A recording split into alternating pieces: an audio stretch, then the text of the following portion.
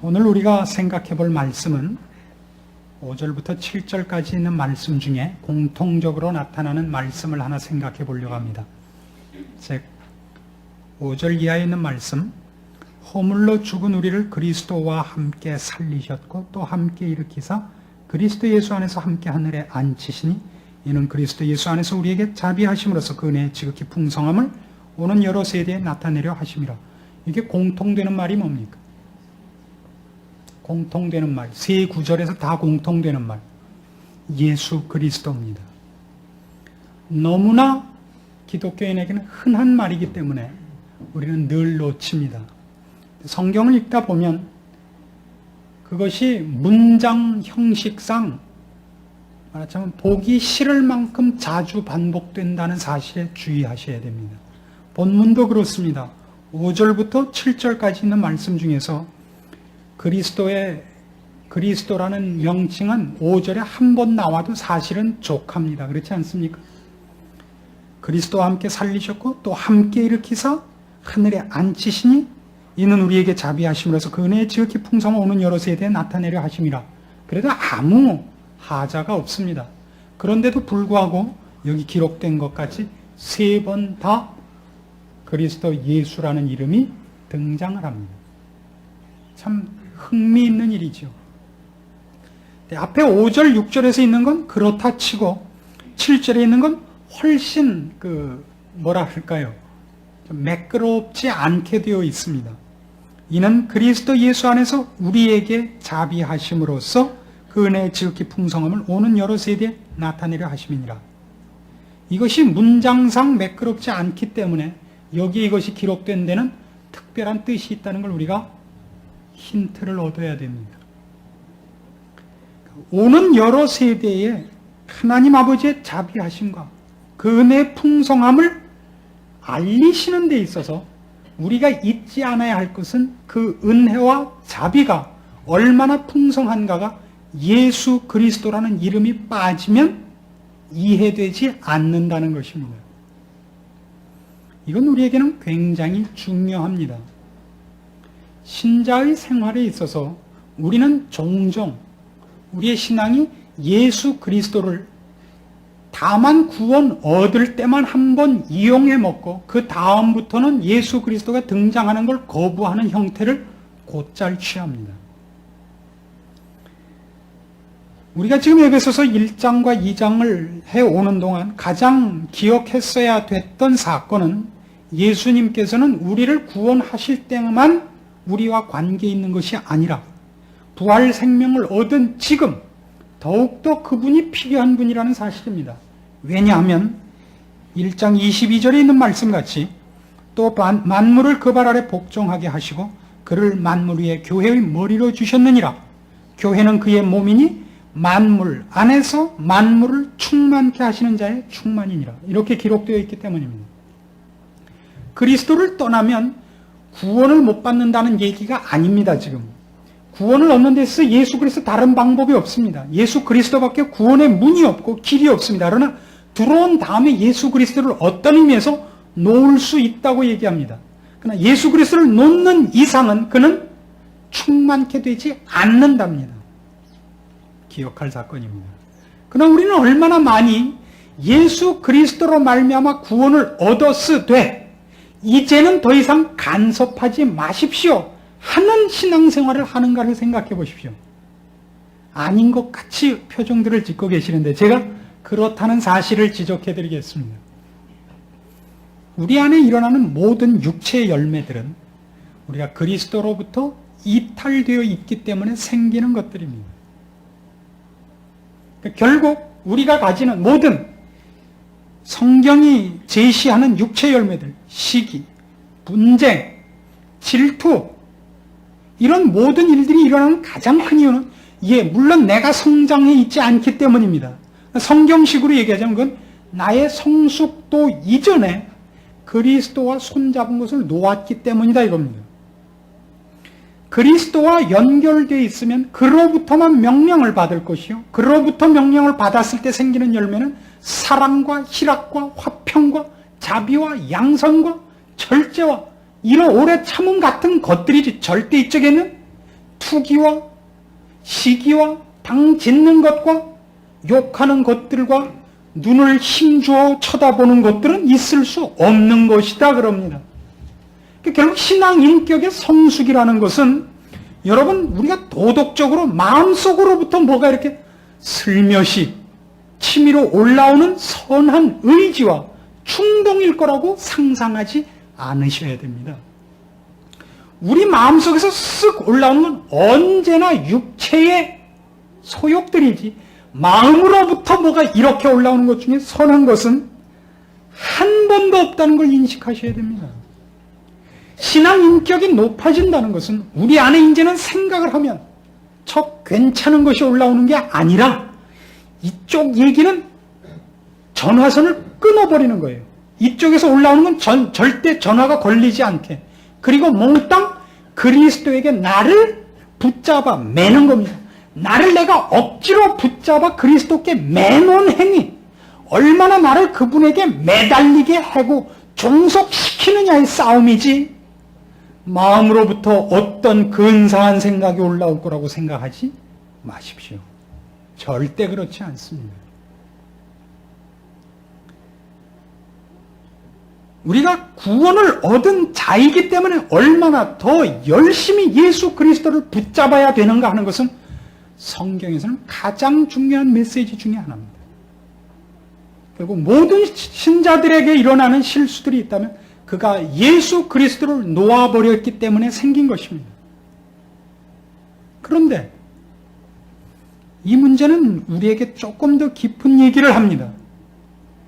우리에게 예수 그리스도가 그렇게 필요하다는 것을 다만 우리 보고 그리스도를 붙잡아 그의 명령을 수행하는 자가 되라라는 메마른 요구 조건으로만 하고 있는 것이 아니라 그리스도를 우리의 머리로 주신 것, 그것 자체가 우리에게 어떤 감동적인 내용을 담고 있다는 얘기입니다. 7절에 있는 말씀같이 이는 그리스도 예수 안에서 우리에게 자비하심으로써입니다. 하나님께서 우리에게 베푸신 자비, 그 뒤에 나오는 그 은혜의 지극히 풍성함은 그리스도 예수 안에서 나타났다 그럽니다. 그래서 하나님께서 그리스도 예수를 우리의 머리로 주신 그 사건 자체가 갖는 하나님의 자비하심, 하나님의 은혜의 지극히 풍성함을 볼 줄 모르면 우리는 그리스도 예수가 우리의 머리 된 것을 즐겨하지 않게 됩니다. 억지로 붙잡아야 됩니다. 본문 말씀은 그것을 우리가 기쁨으로 붙잡게 되고 감격으로 붙잡게 될 것을 시사하고 있는 것입니다. 어떻게 그것이 우리에게 그런 내용들을 담고 있는가? 이런 것들입니다. 갈라디아서 4장을 보시면 이런 말씀이 나옵니다. 갈라디아서 4장 4절 말씀을 보십시오. 때가 참에 하나님이 그 아들을 보내사 여자에게서 나게 하시고 율법 아래 나게 하신 것은 율법 아래 있는 자들을 속량하시고 우리로 아들의 명분을 얻게 하려 하심이라. 우리는 보통 이 구원 문제를 얘기할 때면 하나님께서 우리를 위하여 하신 모든 사건들을 우리를 사랑하셨다는 대목으로만 너무 획일적으로 보기 때문에 그 사건이 갖는 엄청난 메시지를 하나 꼭 해부하지 못하고 가는 것이 있습니다. 그건 뭐냐면 하나님께서 우리를 사랑하신 그 사랑이 하나님 쪽에서 볼 때 얼마나 큰 희생을 감내하신 것이냐 하는 쪽으로는 머리가 돌지 않습니다. 하나님께서 예수 그리스도를 우리를 향하여 보내신 것은 하나님에게 있어서 기쁜 일이었습니까? 슬픈 일이었습니까? 어떻게 생각하십니까? 하나님께서 예수 그리스도를 우리를 위하여 세상에 보내시는 것이 하나님께 얼마나 기쁜 일이셨을 것 같습니까? 기쁜 일이셨겠죠. 그의 말할 수 없는 사랑과 우리를 구원하시려는 그의 열심이 예수 그리스도를 기쁘게 보내신 것이 사실입니다. 그러나 그 기쁨은 그냥 1차원적인 기쁨이 아니라 훨씬 큰 기쁨입니다. 그래서 그때 무엇을 감당하시면서 그 기쁨을 이루셨는지 아십니까? 그때 얼마나 찢어지는 가슴을 감내하시면서 예수 그리스도를 보내셨을 거라고 생각하십니까? 하나님께서 그의 품 안에 계신 독생자 예수 그리스도를 우리를 향하여 보내신 그 고통과 아픔을 얼마나 큰 것을 그분이 감내하신 사건인지를 여러분이 한번 상상해 볼 필요가 있습니다. 그 사건은 이렇게도 증명되어 있습니다. 예수 그리스도께서 십자가에 달리사 드디어 죄값을 우리 인류를 대표하여 받으실 때 하나님으로부터 외면당하셨습니다. 그 아픔을 예수님께서 이렇게 고백하셨습니다. 나의 하나님, 나의 하나님, 어찌하여 나를 버리시나이까? 그렇게 다 짜고 온 거잖아요, 원래. 그렇잖아요. 다 짜고 온 건데도 정작 당하자 뭐라 그러셨다고요? 생전 모르던 일을 갑자기 배신당한 것 같이 나의 하나님, 나의 하나님, 어찌하여 나를 버리시나이까? 그러셨다고요. 우린 너무 드라마틱하게만 생각합니다. 맘씨 좋은 할아버지가 한 분 계셨는데 그분이 피노키오를 둘을 만들었어요. 근데 이 피노키오가 그냥 거짓말해서 코가 석자가 돼서 고래 뱃속에 들어갔어요. 그러자 피노키오 할아버지가 자기 아들을 보내서 우리를 쓱 꺼내왔어요. 동화책을 읽는 것 같이 생각하지 마십시오. 우리는 이런 말씀들을 읽을 때마다 사실은 가슴 뜨거운 내용들을 감지할 줄 알아야 되는 겁니다. 그 유명한 말씀 요한복음 3장 16절을 기억하십니까? 하나님이 세상을 이처럼 사랑하사 독생자를 주셨다. 그러니까 세상을 이처럼 사랑했다는 것은 그 이처럼이 얼마나 대단한 것이냐는 독생자를 주셨다는 말로서 충분하다 이거예요. 그러나 우리는 하나님이 예수 그리스도를 보낸 것이 얼마나 큰 희생이요 고통인지를 모르기 때문에 세상을 이처럼 사랑했다는 말이 감이 오질 않습니다. 그렇죠? 우리가 기껏 아는 건 뭐죠? 우리가 기껏 아는 건 내가 이렇게 나쁜 놈인데 하나님이 나를 구원해 주셨다 정도밖에 몰라요. 얼만큼 아는 걸까요?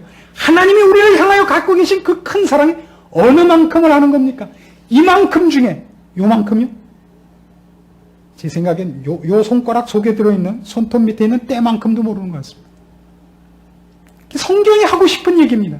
그래서 우리가 오늘 읽은 에베소서 이 2장에 있는 말씀은 그리스도 예수 안에서라는 얘기를 그렇게 반복할 수밖에 없는 겁니다. 그리스도 예수 안에서, 그리스도 예수 안에서. 하나님께서 도대체 예수 그리스도를 어떤 고통과 희생 속에 보내셨는가를 이해하라고 이 말을 반복하는 것입니다. 고린도후서 5장에 가면 이 사건을 조금 더 무섭게 설명을 합니다.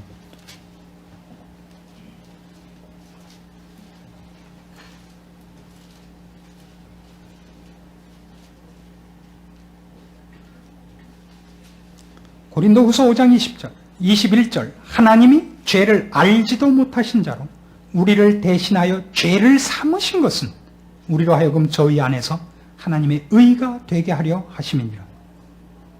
우리는 예수로 말미암아 우리가 구원 얻게 됐다는 그 구원 방법의 신기막측한 것에 혼이 빠져서 죄를 알지도 못하신 분으로 죄를 삼았다는 그 고통을 우리는 감을 못 잡습니다. 죄를 알지도 못한 자를 죄로 삼아요. 누가 그렇게 해요? 하나님이요. 하나님께서 이 큰 일을 얼마나 큰 희생 속에서 했으며 그리스도 예수께서 얼마나 큰 고통 속에 우리를 구원하기 위한 일을 수행하셨는가를 보셔야 됩니다. 그래서 오늘 우리에게 이런 중요한 결론이 하나 생겨야만 됩니다.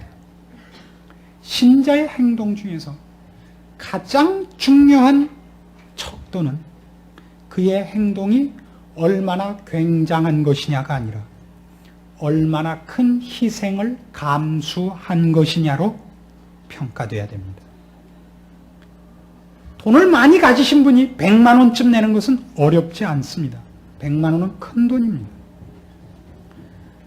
그것을 세상적으로 꺼내놓고 100만 원이 크다, 1000만 원이 크다라고 얘기할 수 없다고 성경은 얘기합니다. 그게 그 액수가 그 사람이 어떤 희생을 감수한 것이냐라고 보아야 됩니다. 그것이 만일 희생이 아니고 어떤 것을 위한 투자에 불과했으면 그것은 기독교적인 행위라고 말할 수 없다고 할 수는 없지만 칭찬받을 것은 최소한 아니라고 얘기를 하는 겁니다. 우리는 거기서 퍼뜩 떠오르는 생각이 있습니다. 과부가 낸 두 랩돈을 그리스도께서 그렇게 칭찬하신 이유가 거기 있는 겁니다. 저는 저의 전 재산을 넣었느니라. 제가 여러분 보고 전 재산을 내라는 뜻이 아닙니다. 우리가 예수를 믿고 나서부터 도대체 믿지고 손해본 것이 무엇인가를 쉬어보자 이겁니다. 오늘 우리의 기도 제목이었습니다. 예수를 믿고 나서부터 세상 사람들 식의 대차 대조표를 찢어버리고 지고 또 지고 또 져서 죽기로 하자는 그런 부분에 대하여 생각을 하신 적이 있는가 두드려보자 이겁니다. 그것이 없다면 여러분 아직도 그리스도를 모르는 것입니다. 이 구원은 얻었을 겁니다. 쥐뿔도 모르시는 겁니다. 얼마나 믿지 오셨습니까? 예수 믿은 것 때문에. 자존심을 믿진 것이 있고 돈으로 손해보신 것이 있고 명예로 손해보신 것이 무엇이 있으십니까? 가만히 앉아서 손해본 것도 없죠. 손해를 보아 일을 한 건 그만두고 이것이 우리가 가장 아파해야 되는 부분이라고 성경이 지적하는 겁니다. 제가 가끔 설교를 하다 큰 소리를 치면 여러분 중에서 혹시 이렇게 오해하실까봐 사족을 답니다. 여러분 중에 여기에 잘못한 사람이 있어서 제가 빗대서 꾸중을 한다. 그게 아니라 그 부분에 가면 제가 그렇기 때문에 그런 겁니다. 아글아글 써놔야 두고두고 제가 까먹지 않기 때문에 그래요. 그래서 우리 같이 큰 소리 쳐놓는 겁니다.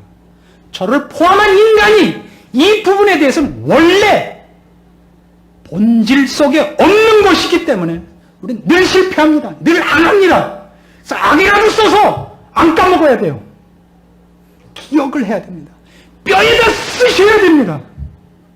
제가 금방 여기다 쓰면 여기가 바로 뼈지만 여러분은 쓰려면 한참 넣어서 써야 되잖아요. 쓰셔야 돼요.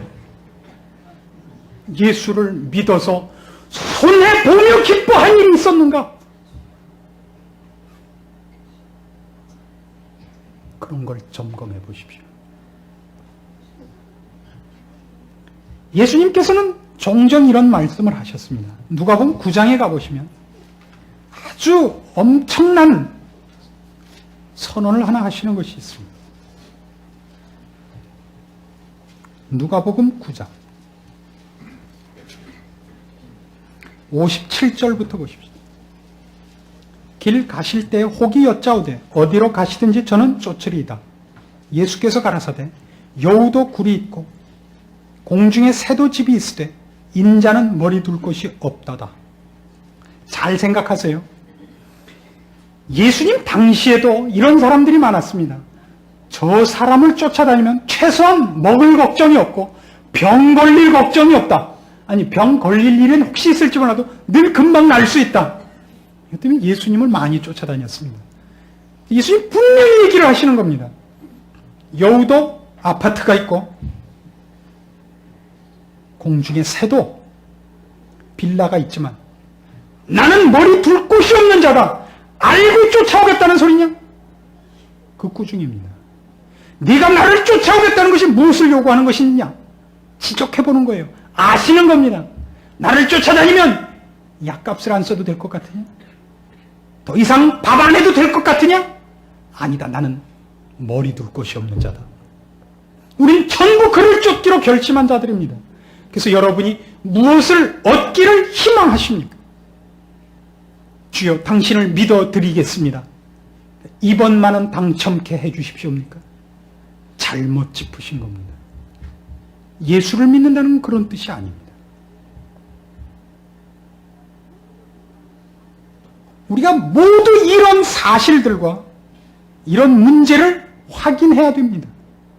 이제 와서 다시 선택할 여지가 있지도 않습니다. 우린 이미 선택의 여지 없이 그리스도 예수께 붙잡힌 바 된 사람들입니다. 딱 하나의 문제가 있습니다. 말로 할 때 알아먹고 이 길을 가는 사람으로. 맞고 또 맞아. 합숙하면서 얻어맞고도 몰라서 결국 개처럼 끌려오는 사람, 이 차이밖에 없습니다. 성경이 하는 말씀을 여러분이 마음으로 받으시고 그렇게 돌이키셔야 됩니다. 안 돌이키시면 성경 어느 곳에서나 보는 것과 똑같은 일이 일어납니다. 구약엔 이 문제를 이렇게 심각하게 선언합니다. 너희가 들어가 살 땅에서 이렇게 내 말을 지키면 너희가 짓지 않은 집에서 살고 너희가 심지 않은 열매를 먹을 것이라. 그러나 너희가 들어가 사는 곳에서 내가 명령한 이 말들을 듣지 않고 지키지 않으면 네가 심은 것을 남이 먹고 네가 지은 집을 남이 살고 네 아내와 자식들이 남의 종노릇하리라. 그건 예외 없이 진리입니다. 왜냐하면 저주가 아니라 하나님의 말씀을 듣게 하기 위한 것입니다. 필요하다면 여러분에게 사는 것이 죽는 것보다 못하다는 고백이 나오게 하실 수 있는 분입니다. 죽지도 못합니다. 왜냐하면 죽으라고 고통 주는 게 아니라 돌이키라고 고통을 주시기 때문입니다. 믿지 않는 자들이라면 약 먹고 자살하면 끝이지만 여러분은 약 먹고 위장만 버렸지 절대 죽지도 않습니다. 돌이키기까지. 신자들의 운명입니다. 너무 겁을 콱 주는 것 같습니까? 겁이 아니라 진리올시다. 살살 말할게요. 그럼. 심각한 얘기입니다.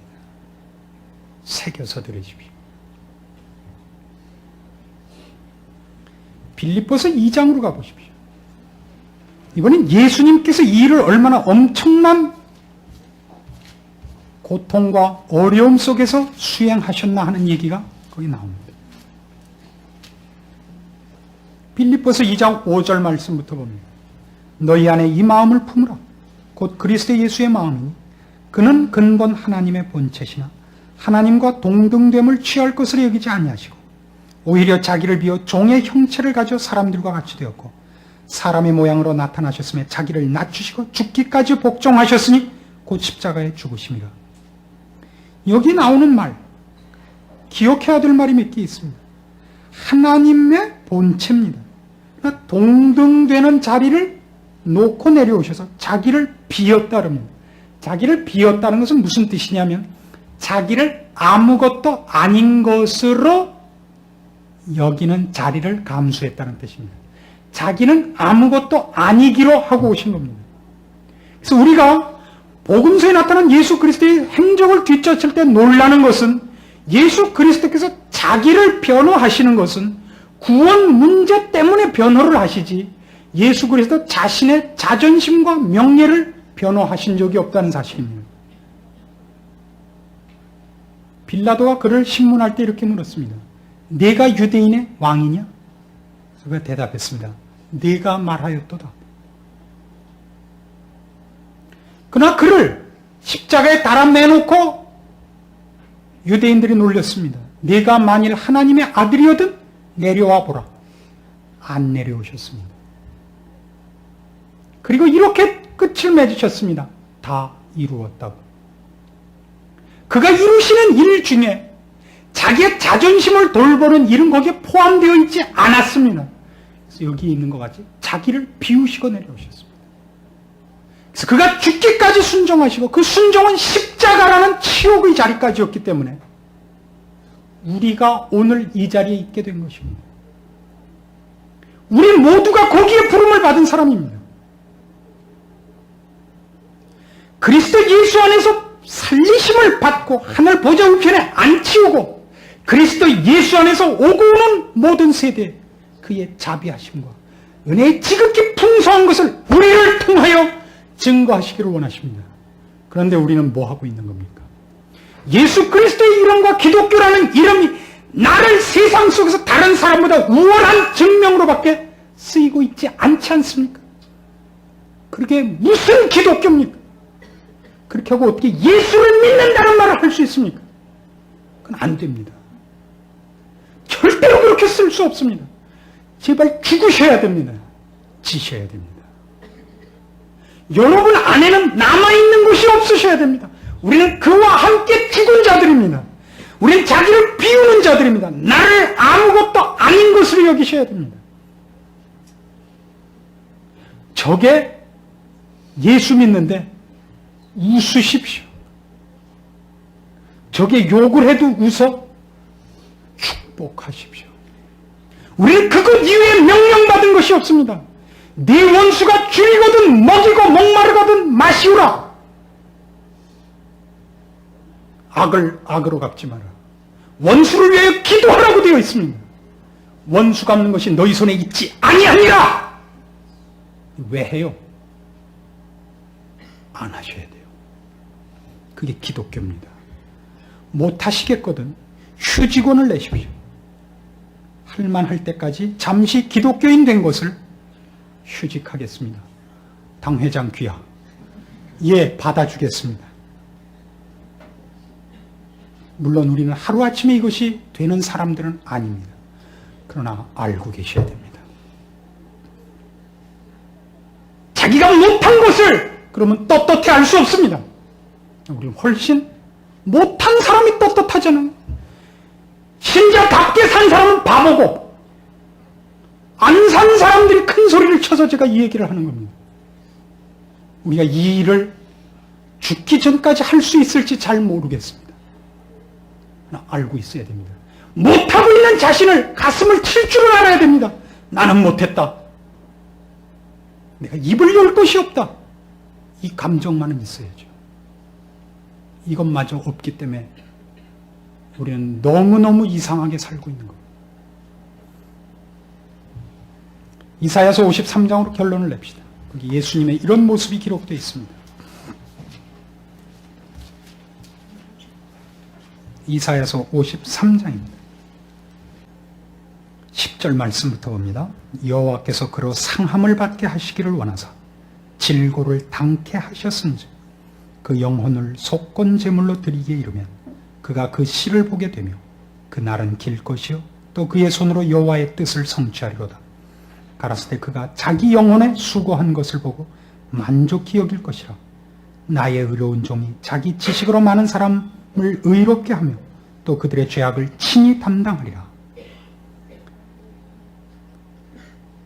그가 무엇을 했는가를 꼭 기억하시기 바랍니다. 하나님께서 그를 상하게 하시고 질고를 당케 하셨다는 걸 기억하셔야 됩니다. 주님께서 이 땅에 오셔서 기쁨과 환희와 승리의 노래를 부르면서 지나가셨습니다만 그가 감당하신 것들은 이런 것들이었습니다. 그러나 그것이 아버지께서 기뻐하시는 일인 줄 알기 때문에 그 입에 늘 찬송이 있었습니다. 옳소이다 아버지요. 이렇게 된 것이 아버지의 뜻입니다. 이 감사가 늘 있고 찬송이 있었습니다만 그것이 그분이 아무 고통도 없었고 어렵지 않게 그 일을 감수했다는 뜻은 아닙니다. 7절엔 이렇게 기록되어 있습니다. 그가 곤욕을 당하여 괴로울 때에도 그 입을 열지 아니하였으며 마치 도수장으로 끌려가는 어린 양과 털 깎는 자 앞에 잠잠한 양같이 그 입을 열지 아니하였도다. 그가 곤욕과 신문을 당하고 끌려갔으니 그 세대 중에 누가 생각하기를 그가 산자의 땅에서 끊어지면 마땅히 형벌받을 내 백성의 허물을 인함이라 하였으리요. 그는 강포를 행치 아니하였고 그 입에 괴사가 없었으나 그 무덤이 악인과 함께 되었으며 그 묘실이 부자와 함께 되었도다. 기억하십시오. 그가 당한 어떤 문제에 대해서도 변명하지 않으셨고 불평하지 않았습니다. 왜요? 그것이 그가 맡은 일이었기 때문입니다. 신자가 뭡니까? 그리스도께서 걸으신 길을 그가 베푸신 은혜를 알고 뒤를 이음으로 오고 오는 모든 세대에 아버지의 구원의 복음과 그의 영광의 자리로의 초대를 증명하는 것 아닙니까? 은혜를 입은 자의 몫을 감당하는 것 아닙니까? 우리가 그리스도를 본받아 참고 당하고 죽음으로 오늘 본문이 말씀한 것 같이 오는 여러 세대에 그의 자비와 그의 은혜의 지극히 풍성함을 증명하게 되는 것입니다. 오늘날 기독교가 왜 힘을 잃고 왜 욕을 먹죠? 아무도 죽지 않고 지지 않고 그리스도 앞에 순종하지 않고 있기 때문입니다. 우리의 아는 것이 그 어떤 잘난 것이라 할지라도 이것을 행치 않는 자에게는 의미가 없습니다. 우리의 삶은 이것 때문에 존재하고 이것 때문에 부름을 받은 것입니다. 놓치지 마십시오. 이것이 하나님이 기뻐하시는 성도의 모습입니다. 기도하십시오. 하나님 아버지 은혜를 감사드립니다. 주께서 십자가를 지심으로 우리가 이 자리에 있었고 그리고 우리를 또한 주를 뒤쫓는 자로 부르심을 인하여 감사드립니다. 그리고 그 일을 감당할 수 있게 해달라고 이제 기도드립니다. 우리의 더러운 욕심들과 그 보잘것없는 자존심을 꺾을 수 있게 도우시옵소서. 우리로 자기를 비울 수 있게 하옵시고 자신을 아무것도 아닌 것으로 여길 수 있게 하시고 자신을 죽여 희생하여 주의 법을 이루는 자리에까지 나가게 하옵소서. 우리 교회에 이 풍토를 주시고 이 민족과 이 교계의 이 아름다운 분위기를 허락하옵소서. 남이 하면 나도 하겠다 그러지 말고 남이 어떻게 하든지 나는 그리스도를 뒤쫓는 자 되겠다고 결심하고 실천하는 자 있게 하옵소서. 예수님의 이름으로 기도합니다. 아멘.